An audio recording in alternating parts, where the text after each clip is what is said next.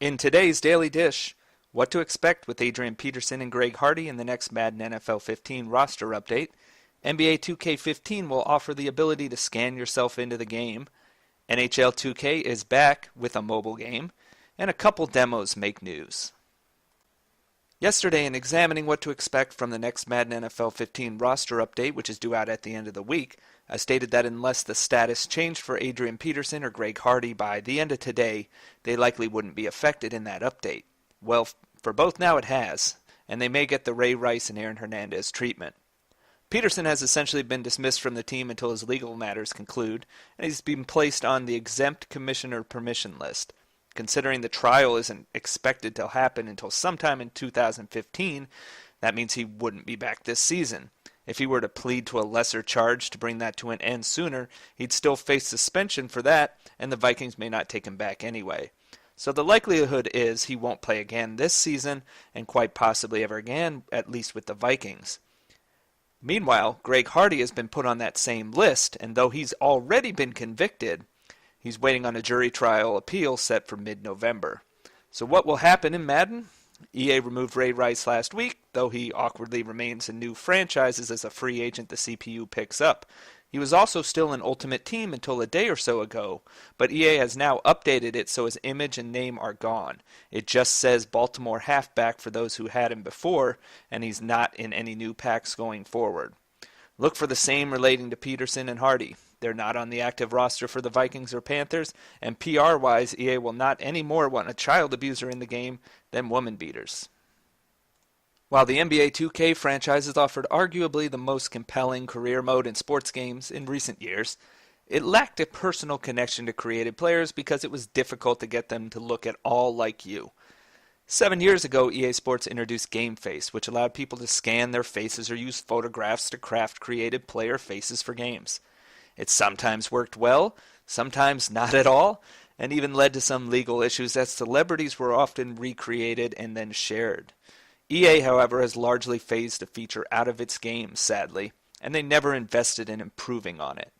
2K Sports announced today that face scanning technology is being introduced into NBA 2K15, utilizing the Kinect and the PlayStation 4 cameras, therefore exclusive to the Xbox One and PlayStation 4 versions of the game. It seemed inevitable that the cameras would be taken advantage of in this manner, though their low resolution could make it difficult to collect the necessary amount of data to produce realistic representations. So 2K is the first to do it here.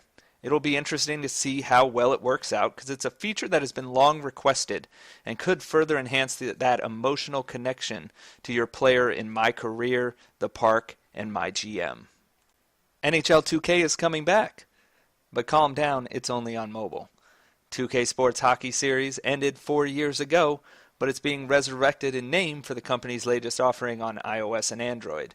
Due out this fall, the game will sell for $8 rather than go the free-to-play route, which is the same price for the NBA 2K games on mobile.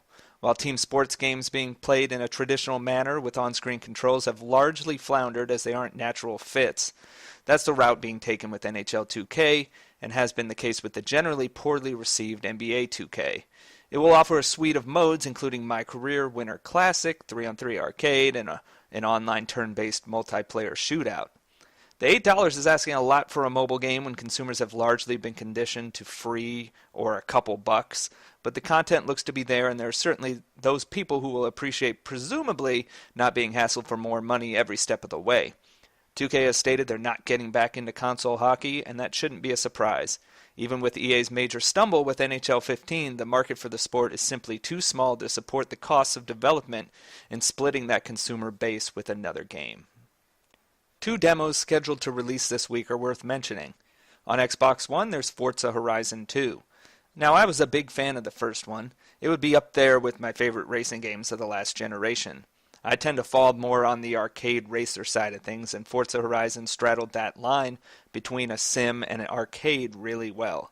This demo appears to be getting primarily rave reviews, so that good word of mouth could really help it. Meanwhile, Konami has delayed the demo for Pro Evolution Soccer 2015, which had been scheduled for today on all systems. Instead, it's now expected to be out next week. The actual game's release date is set for November 11th, so other than not jumping out in front of FIFA's release with the demo, there's really no harm done there. Thanks for listening. Make sure to visit Pastapadre.com for all the latest sports gaming news and analysis.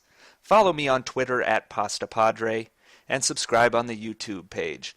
Thanks again. I'll be back tomorrow with another Daily Dish.